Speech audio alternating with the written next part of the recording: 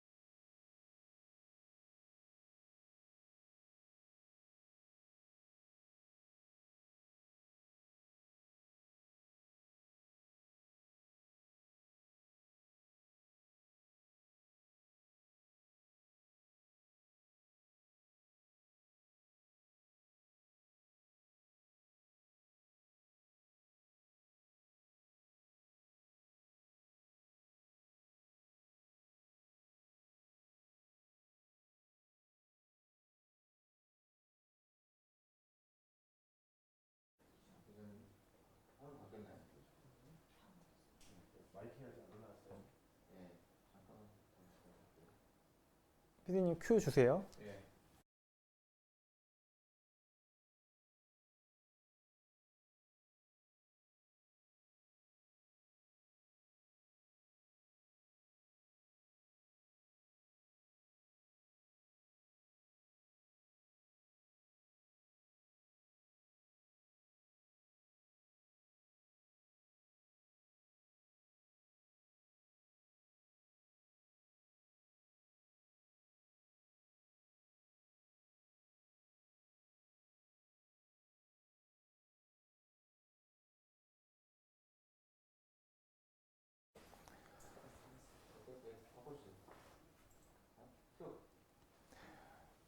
안녕하십니까. 생로병사의 비밀 소셜 라이브 진행을 맡은 박광식 KBS 의학 전문 기자입니다.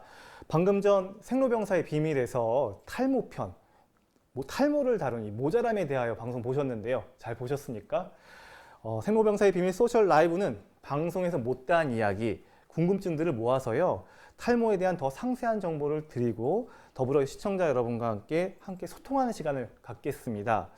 이 방송은 생방송으로 진행되고 있고요. 모바일 앱 마이케이 그리고 페이스북, 유튜브 라이브 여기서도 또 소리가 나오네요. 진짜 이걸 꺼놔야 되겠네. 예, 그래서 유튜브 라이브를 통해서 동시에 만나볼 수가 있고요. 방송 중에 댓글로 질문을 달아주시면 전문가와 함께 성심성의껏 답변을 해드리겠습니다. 탈모에 대한 관심 폭염만큼이나 역대급인데요. 이번 생로병사의 비밀 예고편이 무려 조회수가 4만 회를 넘었습니다. 그래서 오늘 이 시간도 관심이 폭발적일 거라 예상이 되는데 이 생로병사의 비밀 소셜 라이브 탈모편 오늘 모실 주인공은요. 방금 전 방송에서 출연하셨던 인하대병원 피부과의 최광성 교수입니다.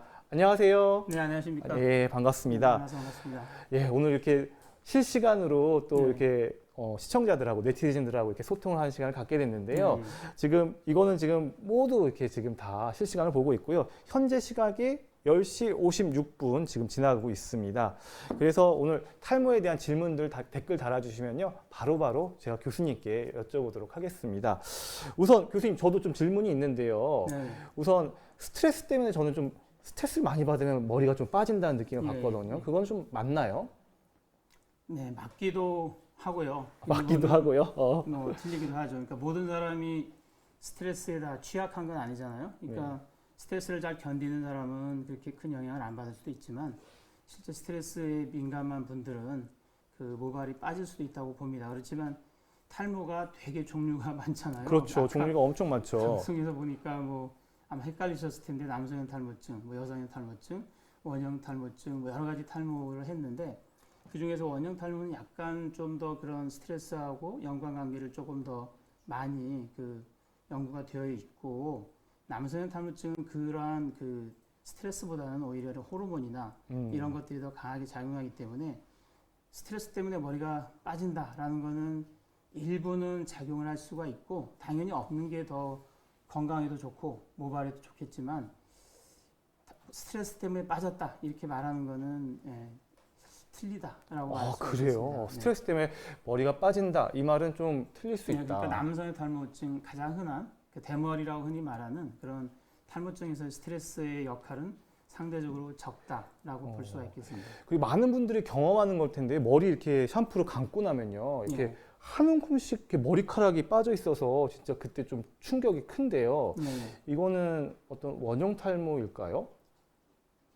그 질문은 근데 그럴 수도 있고 아닐 수도 있는데요. 그럴 수도 있고 아닐 수도 있다. 그러니까 원형 탈모 환자는 진짜 머리가 갑자기 많이 빠지는 게 특징입니다. 그래서 아주 병변이 작으면 뭐 이발소나 또는 미용실에 가서 발견하기도 하지만 본인이 발견하는 경우에는 갑자기 머리를 감으면 많이 빠지거든요. 그래서 이제 원형 탈모의 특징이고, 근데 흔히 지금 가장 관심이 있어 하는 그런 남성형 탈모증이나 여성형 탈모증은 머리카락이 많이 빠지는 게 아니고 천천히 가늘어지는 거거든요. 그래서 실제로 잘 모르죠. 만약에 남성 탈모증이 갑자기 많이 빠지는 거라면 많은 사람들이 더 빨리 그 탈모에 대해서 의심을 하고 병원을 오게 되는데 천천히 털이 가늘어지는 그런 현상으로 나타나니까 한참 지난 후에 나오는 거죠. 그래서 보통 우리가 육안적으로 확인해서 머리카락이 없다 했을 때 누가 봐도 일견에서 머리가 없다 했을 때는 본인이 원래 가지고 있는 머리카락의 한 절반 정도가 가늘어졌을 때 누구나 알 수 있게 된다고 합니다. 그래서 좀 빨리 민감한 사람들은 이제 뭐 가족력이 있다거나 평상시에 뭐 지인이나 누가 친척이나 해서 탈모가 있어서 아주 민감하게 계속 자기의 머리를 확인한 다음에 미리 발견할 수 있지만 좀 무관심하거나 이런 분들은 상당히 진행이 된 후에 올 수가 있게 되겠어요. 제 경우에요. 네. 할아버지가 탈모시고 아버지는 네네. 탈모가 아니신데 네. 저는 그러면 탈모가 올 수가 있는 건가요? 유전성에 대해 물어보는 건데. 아까 저기 방송에서 심우영 교수님께서 그 방송을 하셨는데 격세로 한 세대를 건너뛰어서 올 수도 있고 바로 올 수도 있고 그 양상이 다 다르기 때문에 그럴 수도 있습니다. 그리고 이제 연구자에 따라 다른데 서양의 연구에서는 한 80% 이상도 그 가족력이 있다 이렇게 된 그런 연구도 있고 국내에서 한 연구에서 보면은 그렇게까지 뭐 많은 것 같지는 않고요. 한 절반 정도는 그런 가족력이 있지만 절반 정도는 양가. 그러니까 지금 대머리를 이야기하는 건데 남성의 탈모증을 그 부모님한테도 올 수도 있고 외가 쪽에서도 올 수가 있는 걸로 되어 있거든요. 근데 그런 양가에서 다 그 가족력이 없는 경우도 많이 있습니다. 그래서 꼭 가족력이 있다 또는 없다가 꼭 내가 현재 탈모가 일어날 건가 앞으로 일어날 건가를 결정하는 중요한 요인은 아니고 단지 그렇지만 부모님도 있었고 뭐 할아버지도 있었고 또는 부친도 있었고 뭐 이 외가 쪽에도 만약에 그런 탈모가 많다면 그런 경우에는 아무래도 확률상 탈모가 생길 가능성이 높다고 볼 수가 있겠습니다. 네, 페이스북에 김경희님께서 안녕하세요 그러는데 안녕하세요 반갑습니다. 여러 가지 이렇게 지금 시청자들이 많이 보고 네네. 계시는데요. 네. 탈모 좀 자가진단법이 있으면 좀 알려주시죠. 예, 그래서 탈모증, 그러니까 남성형 탈모증이나 여성형 탈모증은 아까 말씀드렸듯이 이제 털이 가늘어지는 질환입니다. 그래서 그 여성들은 보통 이제 5대5 앞가르마를 하니까 가르마를 이렇게 했을 때 그 평상 젊었을 때 사진에 비해서 현재의 머리 가르마가 현저하게 넓어져 있다면 그게 중요한 어떤 그 포인트가 될 수가 있겠고요. 그 남성도 마찬가지입니다. 근데 남성은 좀 어떤 경우에는 M자로 앞 이마 헤어라인이 올라갈 수가 있지 않겠습니까? 이런 식으로 먼저 오는 경우가 있고 또 정수리 탈모가 있는 경우가 있는데요. 정수리가 오게 되면 이 머리를 감거나 그럴 때 머리가 이렇게 주저앉게 됩니다. 그래서 꺼지는 거죠. 그래서 힘이 빠진다라고 느끼는 게 그런 남성형 탈모증의 중요한 조기 진단, 자가 진단이라고 할 수가 있겠습니다. 아니 그 얘기를 딱 들으니까 제가 네. 머리에 힘이 없어요. 그래서 잠깐 여기 보시면 이제 점점 이제 나이가 40이 넘어가니까 이제 네. 여기가 이렇게 보이시나요? 이렇게 네, 여기가 네. 점점 이렇게 진짜 깊숙이 올라가는데 예, 예. 만약 이게 자가 진단하면 저는 이건 뭡니까? 진행이 되는 조명이 안 좋아서 잘 모르겠지만 눈이 좀 나빠져서요. 근데 예, 약간 그 M자가 좀 있는 것 같긴 하고요. 예, 예. 그러니까 이렇게 이제 이쪽으로 이 M자를 이렇게 했을 때 이쪽의 머리가 그 털이 빠지지 않은 다른 데 머리에 비해서 이렇게 좀 가늘고 힘이 없는 그런 소견이 먼저 보입니다. 그리고 그 이 딱 경계뿐만 아니라 이 경계에서 약간 안쪽에까지 머리카락이 가늘어져서 이게 좀 더 많이 보이게 되는 거죠. 그런 식으로 이제 보이게 되고요. 실제로 한국에서 그런 그 남성 탈모증이 어떤 타입이 가장 많으냐 이런 연구를 이미 그 피부과 여러 대학에서 공동 연구를 했는데 M자형으로 이렇게 빠지는 탈모가 가장 흔하고 그 다음에는 이제 이 보통 정수리 쪽 V자라고 보통 표현을 하는데요. 그쪽의 탈모가 그 다음으로 흔하다라고 되어 있습니다. 물론 같이 동반되는 경우도 있습니다. 네. 그리고 김광태님께서 질문 주셨어요. 이 바르는 약, 스프레이 형식으로 뿌리는 약을 보면은 이렇게 퍼센트지, 즉 상품명이라서 제가 직접 얘기는 못 드리지만 모모시딜 3%, 5%두 가지로 되어 있는 것 네. 같은데 네. 차이점이 뭔지 궁금하다고 했어요. 네. 그 미녹시딜은 제품명이 아니고요. 아, 아니에요? 성분명. 성분명이요? 그 성분이고 이제 여러 가지. 그, 미녹시딜이 네, 성분명이었군요. 네, 네. 역시 제 무식함이 탄로가 났습니다. 네. 예. 그 3%는 그 보통 우리나라는 이제 2%가 없는데 이제 미국 같은 경우는 2%가 있고 5%가 있고 보통 그렇습니다. 그래서 보통 2%는 여성형 탈모증에 사용을 하고 5%는 남성형 탈모증에 많이 사용을 하는데요. 그 농도의 차이고 그 두 그 제품 간에 다른 차이는 없습니다. 그래서 보통 그 5%를 그 남성에다만 쓰다가 최근에는 미국에서도 그 임상 연구를 거쳐서 그 5%도 여성에게 사용하면은 그 동일한 효과가 있다라고 하는 그런 연구 결과가 나왔습니다. 그래서 요약을 하면 과거에 3%는 하루에 2번을 바르게 되었는데 여성에게 5%를 이용해서 한 번만 바르면 3%를 바른 효과와 동일하다라고 되어 있기 때문에 최근에 있어서는 이 3%와 5%의 그 남성용, 여성용의 그 구분은 무의미하고 단지 이제 농도가 높을수록 약간 그 자극이나 이런 게 있을 수 있습니다. 두피가 예민하면 자극이 좀 더 있을 수 있는데 농도가 올라갈수록 그러한 자극감은 더 있을 수 있으니 두피가 예민한 분들은 뭐 3%를 쓰는 것이 더 맞을 수도 있겠습니다. 무조건 농도가 높다고 그게 더 효과가 좋다 이런 게 아니라 오히려 그게 자극이 더 셀 수 있어서 본인에게 아니, 아마 맞는 거. 효과는 좋을 겁니다. 효과는 좋은데 중요한 거는 이제 계속 발라야 되는데요. 그 계속 유지할 수가 있느냐는 거죠. 그래서 농도가 높으면 그 가렵거나 따갑거나 이런 또 빨개지거나 이럴 수 있거든요. 그래서 그런 거를 느끼는 분들은 그 저농도. 저농도를 사용하거나 바르는 양을 줄이거나 이런 식으로 좀 바꿔볼 필요가 있습니다. 네, 김병수님 반갑습니다. 그리고 장도신님께서 질문 주셨는데요. 미녹시딜 질문이 좀 많네요. 사용 네. 이후에 시력이 저하된 것 같다. 이거 부작용인지 물어보셨어요. 시력저. 시력저하는 사실 흔한 부작용이라고는 할 수가 없겠습니다. 사실 미녹시딜은 워낙 그 오랫동안 이미 사용이 된 약이거든요. 그래서 거의 뭐 20년 이상 아주 오래된 사용이 되었고 과거에는 의사 처방만으로 처음에는 미국에서 허가를 했다가 이게 안전한 거가 충분히 입증이 되어서 이제 그 의사 처방 없이 사용하는 약으로 바뀐 거거든요. 그래서 그 큰 부작용은 없습니다. 그 보통 미녹시딜 바르실 때 가장 큰 부작용은 그 아까 설명드렸듯이 두피의 자극감 또는 두피가 붉어지는 그런 현상들 그리고 아주 민감한 분들은 이게 그 혈관 확장제의 그런 그 성분을 가지고 있기 때문에 두통 이런 걸 호소하는 분도 있고 눈이 좀 무겁다 이런 건 있는데요. 시력 저하는 조금 아닌 것 같습니다. 아, 그렇군요. 네. 그 김한승님 페이스북에서 질문 주셨는데요. 머리카락이 얇고 가운데 쪽이 탈모 현상이 있는데 샴푸 쓰는 거에도 탈모 예방법이 있나요? 질문 주셨어요.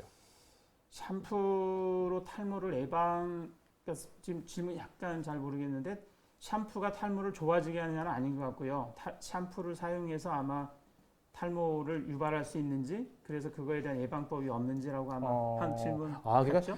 샴푸가 뭐 샴푸를 좋은 샴푸를 써서 네. 탈모를 예방한다라는 개념이 아니군요. 지금 질문이 그런 거 같아서요. 그러면은 일단 두 가지 다 예, 질문해드리 답을 답변을 해주시면 해드리면 예.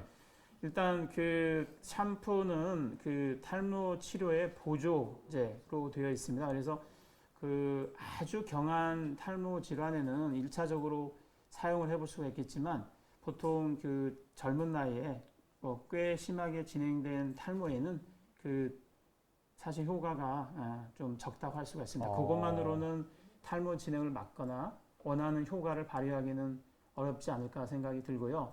그 어떤 요즘 이제 또 노프라고 해서 샴푸가 탈모를 유발한다 해가지고 이제 샴푸를 안 쓰는 분들도 있거든요. 맞아요. 노프. 노프 한때 유행했었죠. 네네네. 그 샴푸에 있는 여러 가지 그 계면활성제 같은 그런 성분들이 그 결국은 두피 자극을 주고 그게 탈모를 유발한다라는 그런 이제 주장인데요. 현재까지 그거에 대한 근거는 굉장히 미약합니다. 물론 샴푸 중에는 여러 가지 그 이제 찌든 때나 기름 같은 거를 벗겨내기 위해서 강한 그런 이 세정력을 가진 그런 제품들이 있고 그런 계면 활성제의 종류에 따라서는 두피 자극이 있을 수 있습니다. 그래서 본인의 그 사실은 이제 대부분 본인이 아시잖아요. 내가 네. 지성인지 아니면 내가 두피가 좀 민감한지 그런 거에 따라서 그 두피에 자극을 주지 않는 샴푸를 사용하는 거는 맞는데 그 두피에 자극이 뭘 뭐 아주 심각하게 그런 유발하지 않는 이상 그 탈모를 가속화시킨다거나 샴푸 때문에 탈모가 됐다든지 이런 식으로 보는 거는 좀 어려운 것 같습니다. 네. 그리고 페이스북 김혜일님 안녕하세요. 반갑습니다. 그리고 또 여러 가지 질문 중에서 샴푸 머리 감는 걸 아침에 한 번, 자기 전에 한 번 하는 게 좋은지 물어보셨어요. 하고 싶은 만큼 하시면 되는데요. 자주 감을수록 좋나요? 네, 아니 그런 건 아닙니다. 그러니까 그런 건 아니고요. 예. 머리 땀을 많이 흘리시는 분은 뭐 아침 저녁 2번 하시면 되겠고 그 땀도 별 안 흘리고 그 평상시 두피가 건조해서 그 결국 피부하고 똑같은 거거든요. 그러니까 두피도 피부와 비슷해서 피부가 건조한 분이 목욕을 자주 한다거나 비누칠을 많이 하면은 결국 건조해서 그 자극이 되잖아요. 그래서 뭐 여러 가지 그 피부염이 생기듯이 그 두피도 민감하거나 기름기가 적은 건성 두피를 갖고 있는 분이 샴푸를 뭐 머리를 2번 감는 거는 좀 좋지 않을 수도 있습니다. 그렇지만 땀을 많이 흘린다면 당연히 감는 게 더 낫겠죠. 그래서 두피가 만약에 건조하거나 민감하다고 생각하시는 분은 그런 건성 두피용 샴푸를 쓰거나 또는 민감한 두피 샴푸를 사용하는 게 좋겠고 또 그럼에도 불구하고 그래도 나는 힘들다 그러면 사실 샴푸를 양을 줄여서 조금만 그 샴푸를 사용한다거나 머리를 2번 감는다면 한 번 정도는 그냥 물로만 가볍게 감아서 그냥 땀을 씻어내는 정도 이런 식으로 조절하면 되겠고요. 당연히 땀을 별로 안 흘리는 겨울이나 이런 때는 굳이 2번을 할 필요는 없다고 생각합니다. 예. 페이스북에 참여해주신 이혜나님, 이재성님 반갑습니다. 그리고요. 김주님께서 또 머리 자주 감으면 머리가 빠질 수 있냐는 질문 주셨는데 좀 전에 앞에서 답변이 된 것 같고요. 저는 궁금한 게 그러면 린스까지 하는 게 좋아요? 린스는 어떻습니까? 린스는 그 이제 헹군다라는 의미인데요. 컨디셔너라고 하는 보통을 하죠. 그래서 저희 같은 이게 머리가 짧은 사람은 사실 린스는 필요 없다고 생각이 들고요. 근데 여성들은 머리를 기르고 또 뭐 염색도 하고 펌도 하고 그러면서 오랫동안 기르다 보면 결국은 그 모발의 손상이 많이 옵니다. 그렇게 돼서 결국은 그러한 것들을 제대로 결국 관리를 하지 않으면 머리카락이 엉키거나 끊어지거나 이렇게 되거든요. 그래서 그 짧은 머리를 갖고 있는 그런 분들은 사실 그런 린스, 컨디셔너가 필요가 없을 거라고 생각이 들고요. 네. 긴 그리고 평상시에 그런 그 펌이나 또는 염색이나 이런 것들 또 이제 뭐 모발 관리하는 것도 다르겠는데 뭐 수시로 뭐 강한 드라이를 한다거나 이렇게 해서 모발에 손상이 왔다라고 생각하는 분들은 컨디셔너를 사용하는 게 타당하다고 생각합니다. 아, 그렇군요. 그러면 또 제 질문인데요. 네. 흰머리 뽑는, 제가 이제 막 40 넘어가니까 이제 이 옆쪽으로 머리 네. 곳곳 흰머리가 나는데, 예, 흰머리를 뽑는 거 습관이, 뭐 이렇게 자세히 보세요. 진짜 있네요. 흰머리를 뽑는 습관이 좀 어떻습니까? 이 탈모에 있어서. 그 머리가 흰머리를 뽑으면 다시 뭐 머리는 나는 거죠? 예, 납니다. 다시 나는데 흰머리 뽑는다고 검은 머리 나는 게 아니고 다시 흰머리가 나죠. 그리고 그 당장은 나지만 머리카락이 평생 나는 건 아닙니다. 그러니까 과연 머리카락이 몇 번 다시 나느냐 이거는 사실 잘은 모르는데 추정하건대 한 20번 내지 30번 정도 날 거다라고 생각합니다. 그 한 모근에서. 한 모근에서. 그러니까 그 평생 살면서 머리카락이 한 3년 내지 5년 정도 자라고 길게 자라면 10년 자라다가 빠지니까 우리가 길게 보면은 뭐 한 10번에서 20번 그 빠질 거라는 거죠. 물론 거기에 조금 이제 예비로 더 있을 거니까 뭐 한 30번까지 나올지도 모르겠지만 제가 진짜 수시로 뽑으면 머리카락이 줄어들 수 있겠죠. 그러니까 머리숱이 많고 일부만 그 이제 새치라고 하죠. 새치 정도 있을 때는 그 뽑아도 뭐 무방하겠지만 그 본인이 어떤 탈모의 그런 좀 소질이 있다거나 그런 그 소견이 보이는 분들이 그 머리가 많지 않은데 그럴 때 그렇게 머리카락을 많이 뽑아 놓는 건 나중에는 결국 언젠가는 전체 머리가 다 흰머리가 되지 않겠습니까? 그럴 때 좀 그 손해를 볼 수도 있을 것 같습니다. 그러니까 흰머리 뽑는 거는 나중에 좀 탈모 위험 있는 분들한테는 좀 손해를 볼 수 있으니까 좀 네. 주의하는 게 좋겠네요. 그리고 또 질문 주셨어요. 페이스북에서 신하연님께서요. 탈모 예방을 위해서 효과를 보고 싶을 때 먹는 약이 좋을까요? 바르는 약이 좋을까요? 이렇게 질문 주셨는데요. 예, 예방이라고 하셨으니까 조금 제가 그런데 이제 진짜 뭐 탈모가 없는데 나는 걱정이 돼서 예방을 하고 싶다. 예. 이렇다면은 뭐 당연히 그냥 그 바르는 약부터 시작하는 게 더 나을 수도 있습니다. 그런데 바르는 약을 해보면 알지만 굉장히 어렵습니다. 그 매일매일 바른다는 거는 굉장한 끈기와 그 성격상 좀 참을성이 강한 분들이 할 수가 있고요. 그렇지 않은 분들은 오래 못합니다. 그래서 어떤 연구를 보면 한 100명이 바르는 약으로 시작하면 그 뭐 한 1년 지나면 뭐 10%도 유지 못한다라고 할 정도로 절실함이 있을 때 하게 되거든요. 그래서 그 결론적으로 말하면 네. 예방적으로는 그 하기가 어렵다라고 하기가 어렵다. 생각이 들고요. 진짜 치료를 위해서 이제 한다라고 하면은 그 탈모 질환에 따라서 물론 다르겠습니다. 그 남성형 탈모증과 여성형 탈모증은 역시 그래도 그 바르는 약도 효과가 있지만 먹는 약이 아무래도 더 효과가 더 크다고 할 수 있고요. 그래서 좀 더 적극적인 치료는 먹는 약이라고 할 수가 있겠습니다. 물론 바르는 약을 잘 사용해서 효과를 보는 분도 있는데 현실적으로 그러한 그 매일매일 유지를 한다는 게 쉽지 않다는 거. 염두에 두셔도 되겠습니다. 지금 또 재밌는 질문이 들어왔어요. 뭐 아기들이 한 번씩 머리를 완전 삭발을 한 번씩 아이들 이렇게 시켜주는데 그게 머리숱이 많아지라고 하는 의도라고 들었던 것 같다. 그런 말들이 머리를 완전히 한번 삭발로 밀어주면 그럼 숱이 많아지나요? 아마 저도 할머니가 밀어주셨던 것 같은데요. 근데 그 사실은 그 원래부터 내려왔던 속설이죠. 그러니까 네. 이제 오래전부터 있었던 그 것들은 분명히 좋은 것도 많이 있는 건 사실인데 이제 그 모발에 대한 그 연구가 많이 오면서 보니까 이제 그거는 아니다라고 이제 현재는 알려져 있습니다. 그러니까 우연치 않게 태어날 때부터 머리숱이 좀 적게 태어나는 아기들이 있습니다. 그러니까 털이 엄마 뱃속에서 나오면서부터 무성하게 나오는 그쵸. 애들도 있고 숱이 아예 없는 애들도 늦게 있고. 나오는 경우도 있거든요. 근데 결국은 나오거든요. 근데 이제 그러다 보니까 이제 좀 밀어본 거죠. 근데 결국은 그게 밀어서 나온 건 아니고 그 개인적인 차이가 있어서 털이 좀 천천히 나올 사람은 좀 천천히 나온 거고 좀 늦게 나온 사람은 늦게 나온 거서 어차피 우리 엄마 뱃속에서 이미 머리카락이 만들어지는 모낭은 다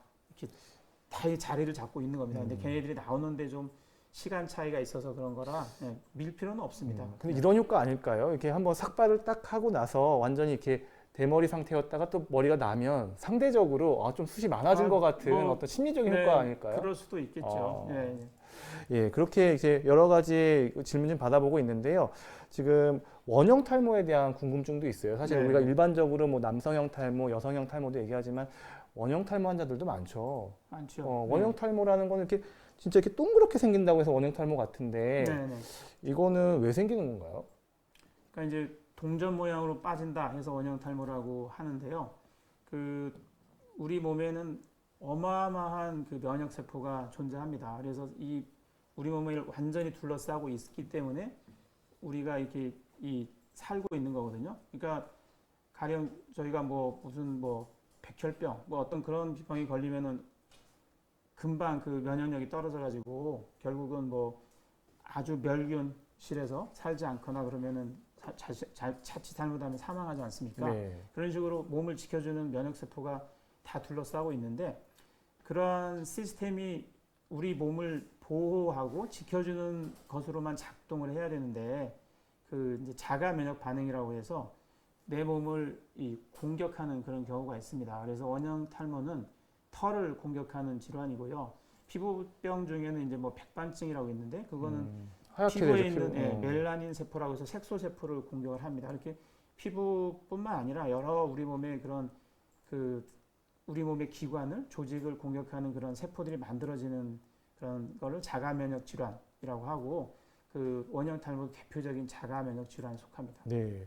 그리고 이제 여러 가지 질문들이 들어왔는데요. 또 페이스북에서 박지혜님께서 사실 탈모 약이라는 거 뭐 이렇게 인터넷에서 많이 광고를 하는데 뭐 이런 것들 약 광고 믿고 좀 먹어도 되는지 약 먹는 게 정말 탈모에 도움이 되는지 사실 전문의약품이 있고 이렇게 막 상업적으로 광고하는 약들이 있는 것 같던데 거기에 대해서는 어떤 조언이 가능할까요? 그러니까 그 우리나라는 의료법상 전문 의약품은 광고가 불가능하고 그 현재 광고를 하고 있는 일반 의약품이라 아까 말씀드린 미녹시딜 성분을 가지고 있는 그런 것들이 이제 하는 거 있고요. 그리고 또 이제 모발 영양제라고 하는 종류가 있죠. 여러 가지 그 모발 영양제요? 모발 영양제. 그래서 뭐 이렇게 그렇죠. 선전을 많이 하죠. 그럼 모발 영양제 네. 먹으면 좀 도움이 되나요?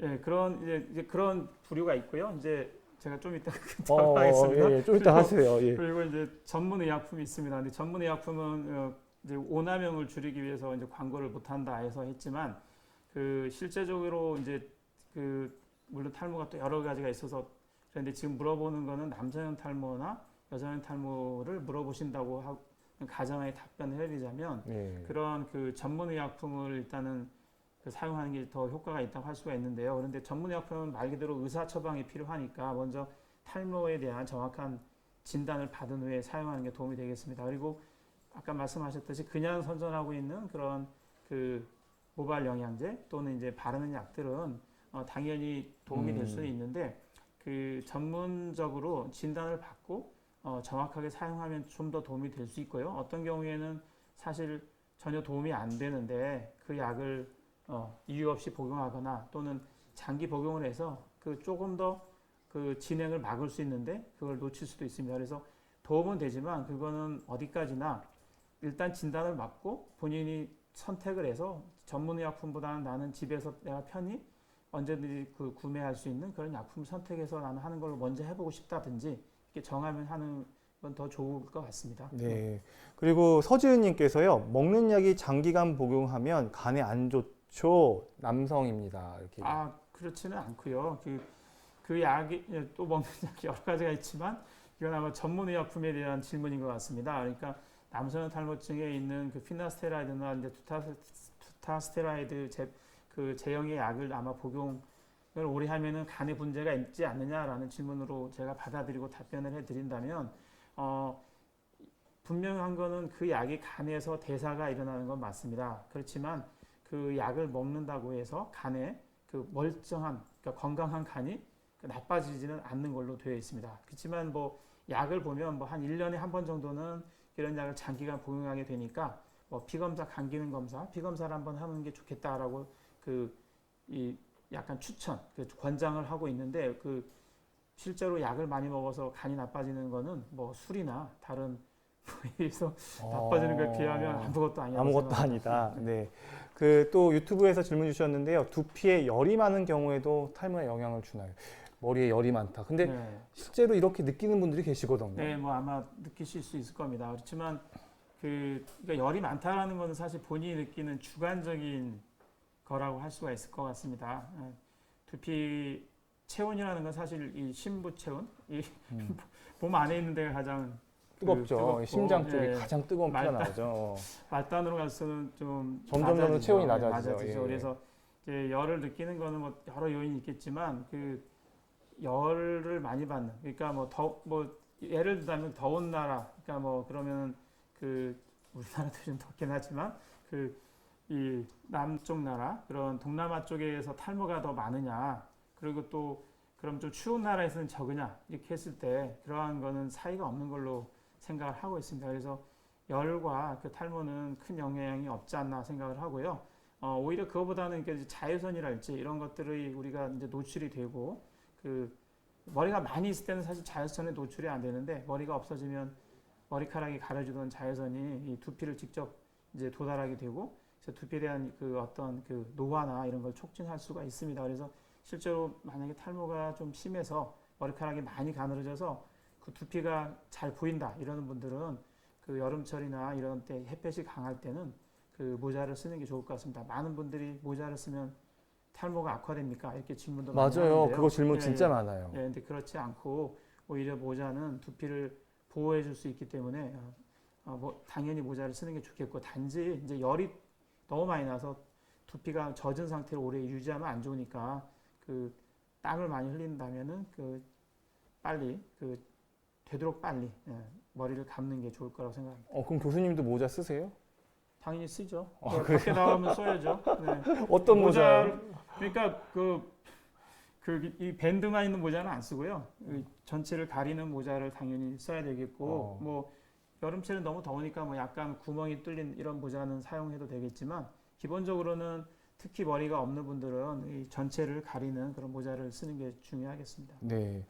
그리고 아까 탈모약은 거의 뭐 간에 대한 어떤 좀 부작용이 좀 적다고는 얘기하셨는데요. 네네. 그럼 탈모약 얼마나 먹어야 효과가 있나요? 질문 주셨어요. 사람에 따라 다르긴 하는데요.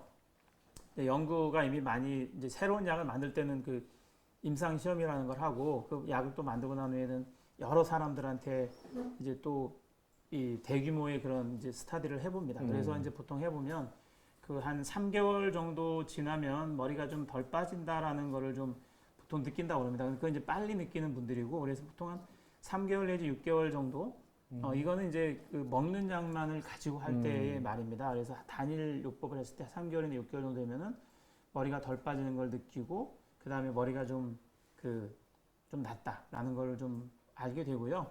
실제적으로 본인이 원하는 만큼 머리가 많이 나느냐, 내가 이 약이 진짜 어디까지 효과가 있지, 이거를 보려면 1년 정도는 먹어봐야. 1년? 예, 예. 그래서 지금 조금 좋아진 거가 다는 아니고 적어도 1년 정도는 권장하는 대로 하루에 한 번씩 뭐 이렇게 복용하거나 이렇게 해서 충분히 그 지켜보는 거가 중요하겠습니다. 네.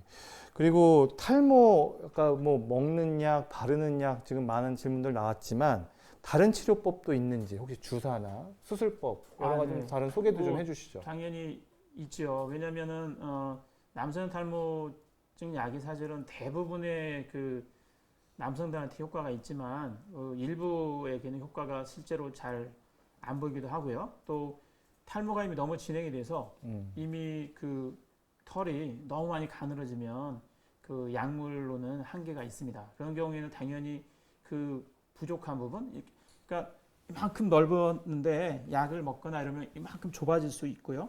머리도 많이 올라갔는데 이렇게 좀 내려갈 수 있는데 이미 완전히 솜털로 된 이런 부위나 이 정수리 부위는 결국은 이제 그걸로 만족하면 상관이 없는데 나는 이거도 치료하고 싶다. 그런 경우에는 일단 그 아까 생로병사 비밀에서 봤듯이 그런 모발 이식을 결국 하는 게 중요하겠습니다. 그렇지만 모발 이식은 그 거기를 메워주기는 하지만 이 남성의 탈모는 평생 진행하는 질환이거든요. 그래서 내가 부족한 걸 메워줘서 이걸로 이제 탈모는 완결했다라고 하는 건 아니고 내가 만약에 치료를 안 하면 다시 그 머리가 굵어졌던 머리가 다시 가늘어지게 되기 때문에 계속 지속적인 치료를 필요가 합니다. 그래서 여기를 심어놓고 만약에 치료를 하지 않게 되면 여기만 남고 오히려 뒤는 빠져서 이상하게 보일 수도 있습니다. 그래서 그러한 그 모발 이식은 그런 것까지도 좀 충분히 그 고려해서 결정하는 게 중요하겠습니다. 네, 이제 모발 이식에 대한 얘기까지 좀 들어봤는데요. 지금 현재 시각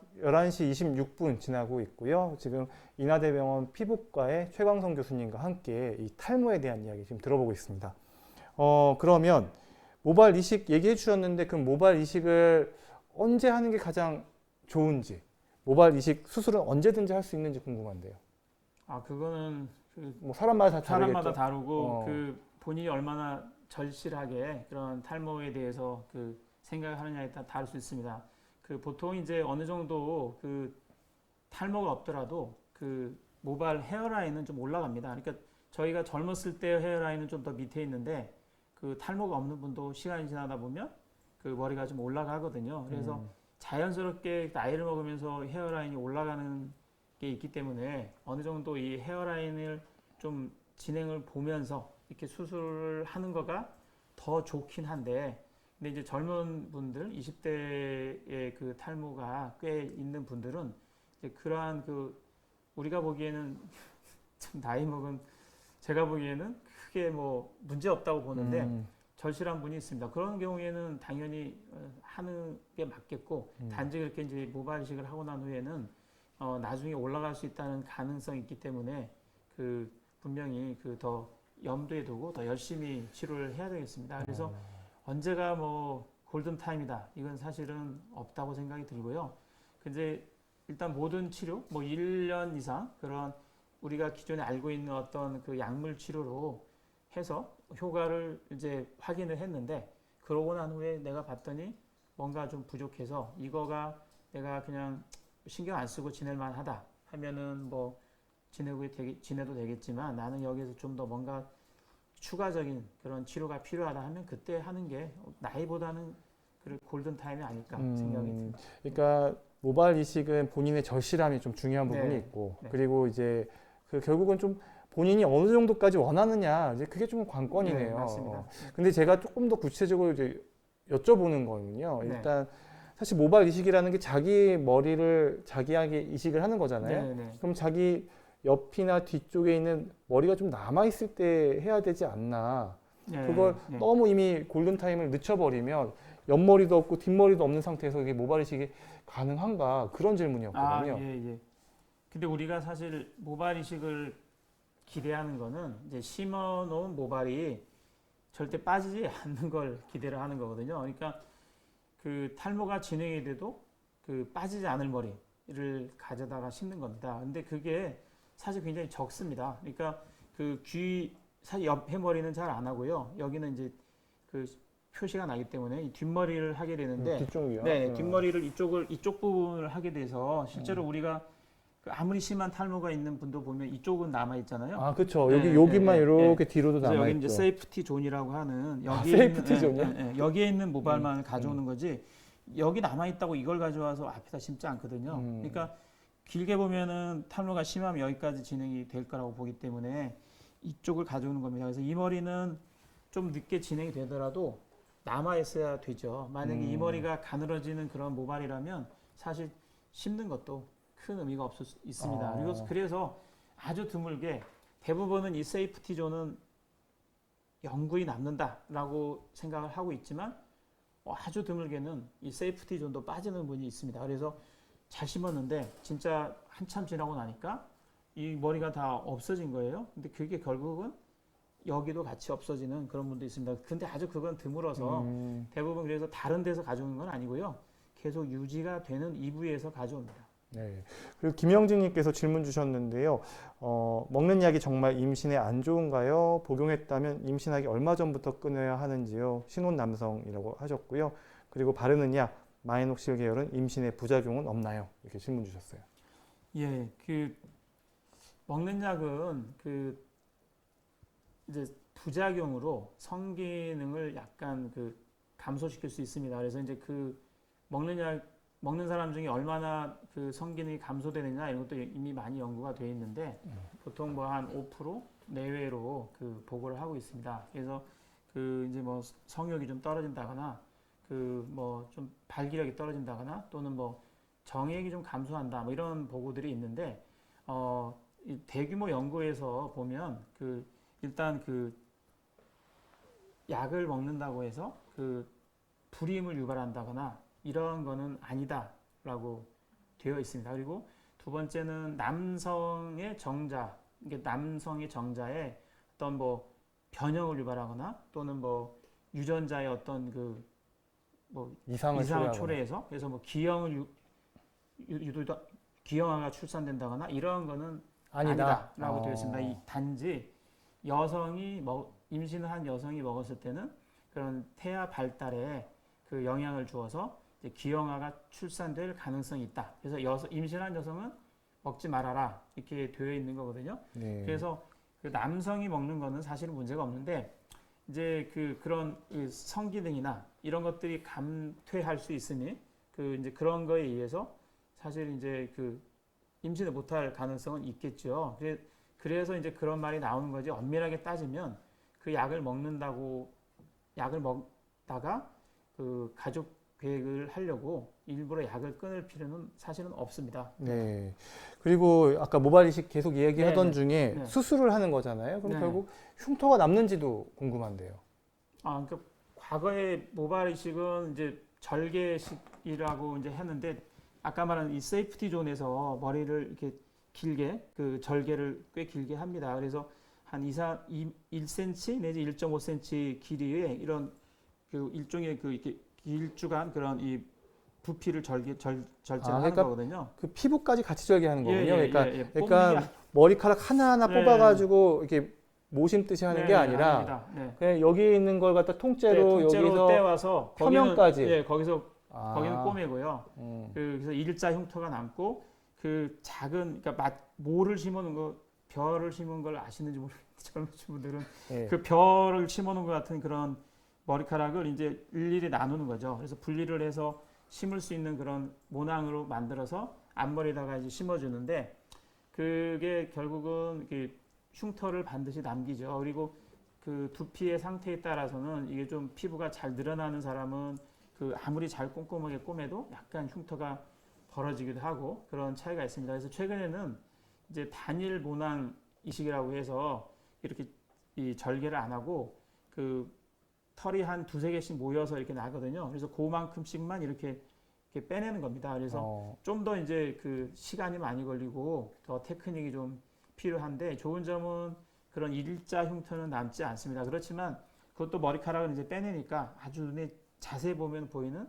작은 흉터는 보일 수도 있고 또 밀도가 좀 떨어지게 되죠. 빼낸 만큼 밀도는 떨어지게 됩니다. 그래서 그 장점은 그 흉터가 눈에 보이는 길다란 흉터는 없다. 그렇지만 빼내는데 시간도 많이 걸리고 한 번에 심을 수 있는 것도 그만큼 좀 충분한 양을 얻기가 어렵습니다. 그래서 넓은 부위를 심으려면 물론 하루 종일 하면은 될 수도 있지만 너무 힘드니까 뭐 좀 일부 뽑아서 하고 그 다음에 또 다음에도 한다거나 해서 조금 시간이 더 많이 걸릴 수 있어서 범위가 넓은 탈모는 현재도 절개를 해서 아주 많은 수의 뭐 3,000모 이상 많은 모발을 얻는 게 더 많이 행해지고요. 좀 작은 병변 그러니까 뭐 M자나 이런 데 조금만 교정을 한다. 이렇다면은 그런 그 일일이 모낭 단위로 이렇게 채취를 해서 심는 이런 방법을 하는 거가 조금 더 그 선호되고 그렇게 됩니다. 교수님 보통 한번 모발 이식할 때 한 3,000모 정도. 그러니까 면적에 따라서 다르게 되겠죠. 그럼 면적 한 3,000모 정도면 한 어느 정도 이렇게 그 머리를 좀 탈모를 이렇게 없는 듯처럼 보이게 할 수 있나요? 그거는 사실은 어려운 문제고요. 그러니까 사람마다 그걸 느끼는 게 다 다르다는 그리고 거죠. 이제 그 실제로 그 탈모가 넓으신 분 있지 않습니까? 그런 분한테는 충분하게 이제 빽빽하게 심는 것 자체가 의미가 없다고 볼 수가 있고요. 이렇게 정수리 쪽이 다 벗겨지는 분한테는 3,000모도 사실은 부족한데 그래도 그게 어느 정도 이 보완을 하는 그런 작업이라고 할 수가 있겠고요. 이 앞쪽에만 주로 탈모가 이렇게 있는 모발선을 따라서 이렇게 탈모가 있는 분들은 뭐 3,000보 정도는 아마 충분할 거라고 생각이 듭니다. 네, 그리고 페이스북에서 질문 주셨는데요. 최현섭님 안녕하세요. 단기간 급격한 다이어트와 탈모에 영향도 있는지요? 이 경우에도 먹는 약의 효과가 있나요? 잘 먹으면 회복될까요? 질문 주셨어요. 당연히 있죠. 그래서 어. 이제 그 급격하게 체중을 그러니까 굶는 다이어트를 한 거잖아요. 그래서 뭐 보통 뭐 한 1000칼로리 이하를 섭취를 하는 그런 다이어트를 하게 되면 탈모가 많이 온다고 합니다. 그래서 그 결국은 근데 이런 탈모는 아까 설명했던 그런 털이 가늘어지는 탈모가 아니고 그 마치 털갈이 하는 탈모가 같거든요. 동물들이 털갈이 할 때 갑자기 털이 빠지지만 다 나지 않습니까? 그렇죠. 그게 이제 모낭의 주기가 갑자기 스톱되고 자라는 모낭이 모두 다 스톱되고 다 빠지고 새로 나는 거거든요. 그래서 다시 이제 제대로 영양을 섭취를 하면은 당연히 그 모발이 다시 원래대로 회복이 됩니다. 그렇지만 뭐 계속 잘 안 먹는다거나 또는 운이 나쁘게 내가 몰랐는데 원래 탈모에 어떤 소인이 있었던 거예요. 그랬던 경우라면 이게 완전히 안 돌아올 수도 있습니다. 그게 어떤 시발이 돼서 내가 옛날에 머리카락이 여기 한 아까 뭐 10만 개 뇌에 있다고 했는데 10만 개 정도가 다 거의 다 한 9만 개 정도는 굵다 이런 건데 그런 그 시발을 해서 약간 완전히 회복이 안 될 수도 있는데 기본적으로 다이어트에서 빠진 머리는 다시 골고루 영양을 섭취하면 다 돌아온다라고 그냥 생각하시면 되겠습니다. 그러니까 다이어트를 하실 때 머리가 빠진다 싶으면 그걸 일단 다이어트를 중단을 네, 하고 그리고 이제 그 사실 아까 그래서 질문이 뭐 약도 도움이 되느냐 했는데 그 이제 그 모발 영양제 성분이 있죠. 모발을 구성하는 그런 여러 가지 비타민 B군이나 뭐 이런 것들이 들어있는 영양제를 좀 먹으면 그러한 모발이 더 빨리 회복되는데 아무래도 빠진 머리가 많이 만들어져야 되니까 그쪽에 더 집중적으로 좀 도움이 되는 영양제를 먹으면 머리가 좀 더 빨리 돌아올 수는 있을 것 같습니다. 그렇지만 뭐 두타스테라이드랄지 피나스테라이드랄지 이렇게 털이 가늘어지는데 쓰이는 약을 먹으면 그건 효과가 없을 겁니다. 사실 좀 이것도 좀 광범위한 질문이긴 한데요. 아까 모발 이식은 뭐 언제 받으면 좋을지 이제 질문 드렸어요. 근데 뭐 먹는 약, 바르는 약, 탈모 치료에도 이런 약에 있어서 골든 타임이 있을까요? 그 아까도 약간 말씀을 드렸지만 그 머리카락이 이제 점점 가늘어져서 머리카락이 원래 이제 굵을 때는 한 70 마이크로 정도 미터 정도 한다라고 되어 있거든요. 근데 그게 이제 결국 점점 가늘어져서 한 그거에 한 2분의 1 이하로 이제 가늘어지면 그거를 이제 솜털이라고 합니다. 그래서 구분을 보통 하는데요. 뭐 굵은 털, 솜털, 그 중간 털 이렇게 이제 표현을 하는데 솜털까지 이미 가면은 그 굵어지기가 어렵습니다. 그러니까 이 몇 배 굵어져야 되는 직경으로 보면 훨씬 많이 굵어져야 돼서 그래서 솜털이 되기 전에 어느 정도 그 털이 좀 힘이 빠졌다. 이러한 것들이 이제 보일 때 하는 게 중요하겠고요. 그러니까 솜털의 비율이 뭐 한 50% 60% 이렇게 넘어간다 그러면 그런 솜털이 다 굵어지기는 아무래도 힘드니까 조금은 그 머리가 힘이 좀 빠지고 가르마가 좀 넓어지긴 했지만 그래도 조금 힘이 남아 있을 때 이럴 때 하는 게 중요하겠습니다. 유튜브에서 댓글 달아주신 분 중에 좀 궁금한 거 하나 이렇게 좀 재밌는 질문 들어왔는데요. 눈썹 숱이 적어지는 경우도 이런 방법들 좀 특별한 방법이 있나요? 이렇게 질문 주셨어요. 눈썹이 눈썹이 빠지고 가늘어지고 짧아지고 이런 경우가 있습니다. 물론 이제 눈썹 숱이 적어지는 경우도 여러 이유가 있겠지만 다른 데는 다 괜찮고 만약에 눈썹만 문제가 생겼다 하면은 최근에는 그러한 그 눈썹 길이를 이렇게 늘려주는 그런 약이 있습니다. 그래서 그 과거에 이제 안과에서 녹내장 약으로 사용했던 약이었는데 그 녹내장 환자들이 이 써보니까 눈썹이 길어지더라. 속눈썹이 이렇게 속눈썹을 말씀하시는 거겠죠? 속눈썹이 길어졌습니다. 그래서 그거를 이제 바르는 걸로 해서 그러면 속눈썹도 길어지는데 여기 눈썹도 길어진다는 얘기예요? 거기도 사용할 수가 있겠고 여기 눈썹이 적다면 꼭 그런 녹내장 약을 쓰지 않고 그 미녹시딜 제형의 그런 바르는 약을 사용하는 것도 도움이 될 수 있습니다. 네, 지금 11시 40분 지나고 있는데요. 여기서 탈모의 오해와 진실, 이 팩트 체크 시간을 가져보도록 하겠습니다. 교수님께 제가 질문을 드리면은요, OX로 이렇게 좀 편말을 이렇게 들어주시면 네, 좋을 것 같습니다. 그래서 워낙 탈모라는 것 스트레스 많이 받잖아요. 그래서 여기에 대한 속설도 많고 그래서 이게 뭐가 맞는지 궁금한 부분들이 많은데요. 앞서서 주신 댓글 중에 또 겹쳐 있는 것도 있지만 그런 것들은 좀 빼고 하나하나 좀 짚어보도록 하겠습니다. 이건 저도 궁금한 건데요. 많이 이렇게 속설들이 많죠. 검은 콩은 발모에 탁월한 식품이다. OX. 탁월하지는 않아서 그 X라고 할 텐데요. 네. 뭐 도움은 조금은 됩니다. 아, 이 이- 정도 이렇게 할까요? 이렇게? X하고 여기 네, 아까 네, 또, 네. 센스. 예, 예. 예. 그러니까 그 아까도 사실 열심히 생명사를 본방 보신 분들은 나왔죠. 검은 콩 드시는 예, 분 예. 아까 그래서, 있으셨어요. 예, 검은 콩이 아까 말했듯이 그런 그 플라보노이드 뭐 이런 것들 또 뭐 파이토에스트로겐이라고 했는데 그런 항산화 효소를 많이 가지고 있습니다. 그래서 그러한 것들이 그 일부는 남성 호르몬을 좀 이렇게 차단하는 그 기능이 있다라고 되어 있습니다. 그래서 이제 그거를 먹는 거는 당연히 손해는 아니다. 그리고 결국 그런 그 식물성 단백질을 그 섭취하는 게 건강에도 동물성 단백질만 섭취하는 것보다는 당연히 그 도움이 되니까 건강에도 좋고 그 탈모에도 약간의 도움은 된다. 그렇지만 이미 탈모가 많이 진행된 경우에는 그 보조적으로 아까 말씀드렸었는데 그런 기능성 화장품이 효과가 있을까? 보조적으로 같이 사용하는 건 되지만 그걸로만으로는 안 된다라는 거죠. 그래서 건강에도 도움이 되니까 당연히 검은콩은 계속 드시면 되겠고요. 그렇지만 진짜 효과를 보려면 일단 진료를 봐서 이 정도 어느 정도 탈모가 있고 거기에 가장 맞는 치료법이 어떤 건지를 보는 게 좋겠습니다. 그러니까 검은 콩, 뭐 효과가 있을 수도 있지만 그런 어떤 보조식품, 이런 검은 콩에 이제 탈모를 완전히 맡기는 행위. 그러니까 맹신하면 안 되겠네요. 그래서 정확하게 네. 자기의 탈모 상태를 진단받고 그래서 거기에 맞는 처방들을 받아서 진행하는 게 좋겠네요. 네. 그리고 다음번 질문인데요. 머리는 아침보다는 밤에 감는 게 좋다. OX.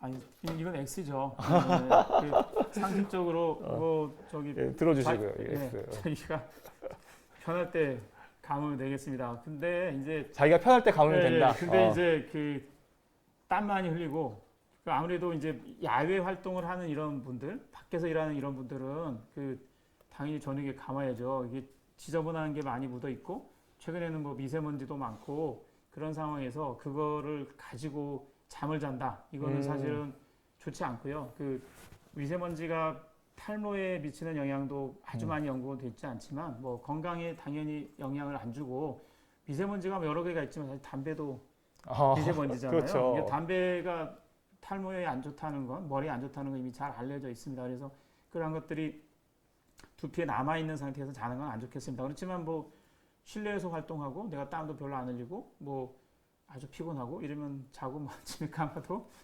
문제는 없다고 생각합니다. 네, 정답은 X입니다. 네. 그리고 잦은 염색과 파마는 탈모를 촉진한다. OX. 이거는 X라고 할 수가 그래요? 있습니다. 네. 그 촉진할 것 같은데. 할 수 있겠죠. 조금이죠. 그러니까 그 잦은 염색과 파마는 탈모라기보다 모발 손상을 촉진하죠. 그러니까 그 건강한 모발을 유지하는 데 가장 큰 적이 그런 잦은 염색과 그 파마라고 할 수가 있겠습니다. 왜냐하면 머리카락은 원래 그 큐티클이라는 걸로 해서 아주 단단하게 보호막이 아주 대단하게 잘 구성이 되어 있는데 그거를 열고 안에다가 색소를 집어넣고 다시 닫는 그런 화학 처리를 하니까 단백질이 그 제대로의 어떤 그 구조를 유지하는데 굉장히 영향을 받습니다. 그래서 건강한 모발을 그 유지하는 데는 굉장히 나쁘다고 할 수가 있겠는데요.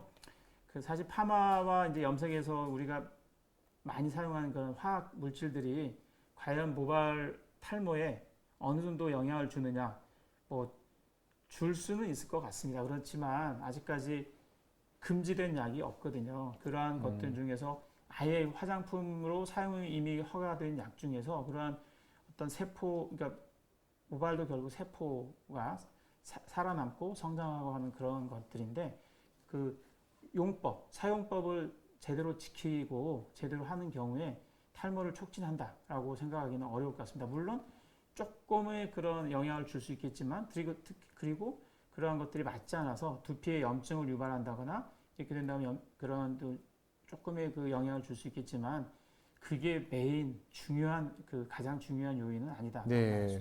이건 제가 알았던 상식과는 좀 달랐어요. 비만일수록 탈모가 될 확률이 높다. OX.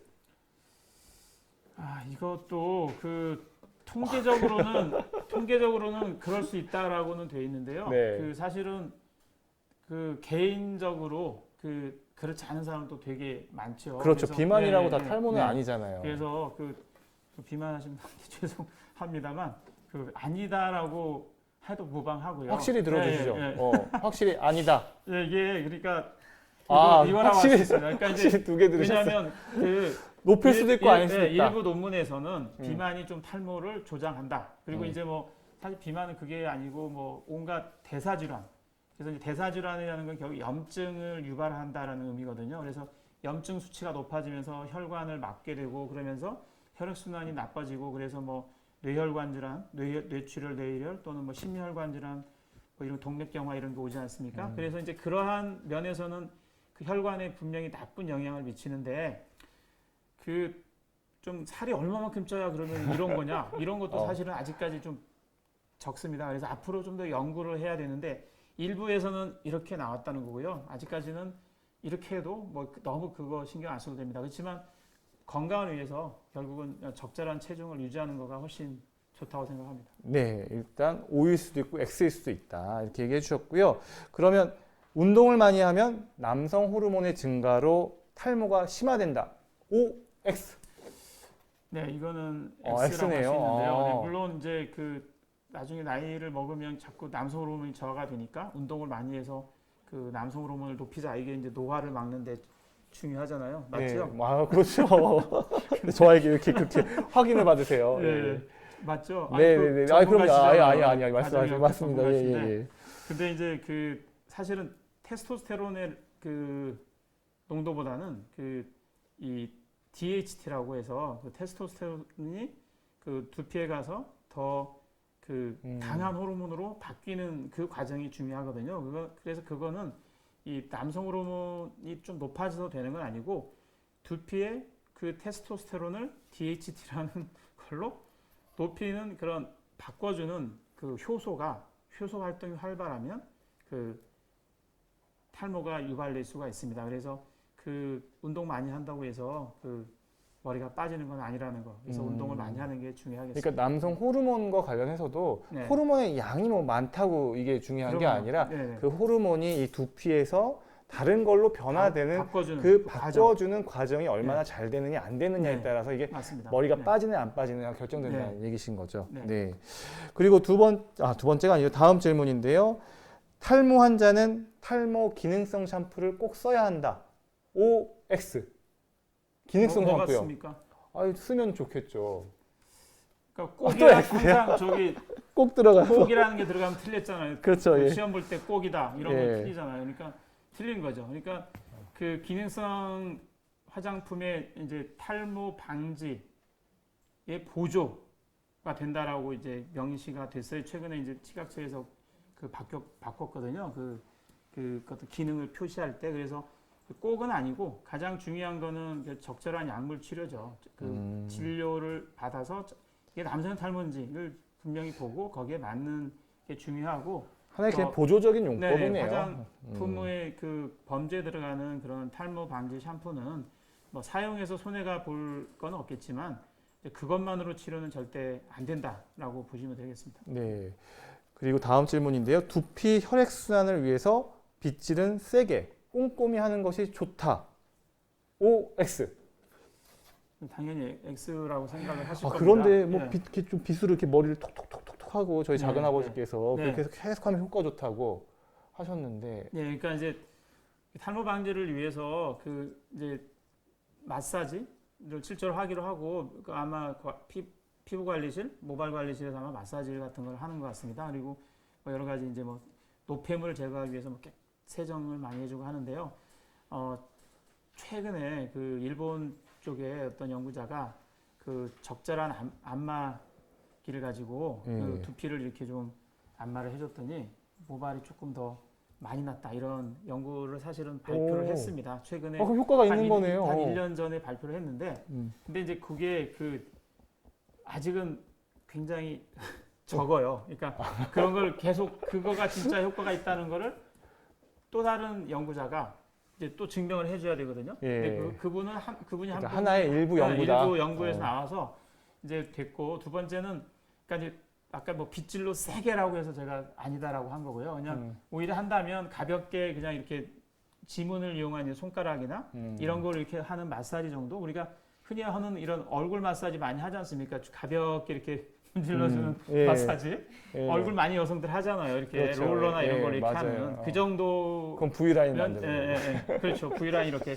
그러니까 그 정도가 좋다는 거죠. 아마 그렇게 어떤 이 물리적인 어떤 이렇게 자극을 주면 분명히 우리 피부는 거기에 맞춰서 혈액순환이 좋아지고 뭐 좀 그런 다른 피부도 좀 이렇게 재생을 하는 기능이 분명히 있거든요. 그래서 두피도 적절한 자극을 주는 건 좋은데 아까 말했듯이 빗으로 이렇게 톡톡 두드린다 이런 것들은 굳이 할 필요가 없다는 거죠. 네. 그리고 송아름님께서 페이스북에서 질문 주셨는데요. 어성초랑 자소엽 녹차가 두피 탈모 예방에 좋다고 들었는데 맞나요? 하셨어요. 아까 말한 기능성 화장품, 아까 탈모 방지 화장품에 준한다고 생각하시면 되겠습니다. 이미 다 그런 성분은 탈모 방지 화장품에 들어 있습니다. 그래서 굳이 본인이 그거 끓여가지고 거기 두피에 바를 필요는 없고요. 만약에 조금 더 하고 싶으시면 그냥 그런 성분 보면 다 들어 있으니까 그런 샴푸를 사용하는 정도면 되겠고 역시 그 효과는 아주 제한적이다라고 말씀드릴 수 있겠습니다. 교수님, 그럼 교수님은 머리에 좋다는 거 뭐 드세요? 지금 뭐 다 이게 기능성 정도면 교수님께서 드시는 어떤 식단 중에 뭐 머리를 좋게 하기 위해서 먹는 건 사실은 없고요. 안 하는 게 중요하겠죠. 그러니까 담배는 절대 피시지 마시고 그 다음에 그러니까 이제 편중된, 그러니까 편식이라고 하죠. 그런 하나만 너무 이렇게 집중된 건 안 좋은데 결국은 그냥 건강한 걸 먹으려고 해야 되는데요. 제가 병원에 있으니까 맨날 식당 밥밖에 안 줘서 좋은 음식은 아니지만 그래도 병원 음식이 좋은 건 직접 해서 패스트푸드는 아니거든요. 그래서 병원 밥이라도 꾸준히 먹는 게. 그럼 술은 어때요? 패스트푸드를 안 먹는 게 중요하다고 생각해요. 패스트푸드 안 먹는 건 뭐지 네, 알겠고 네. 술은 어때요?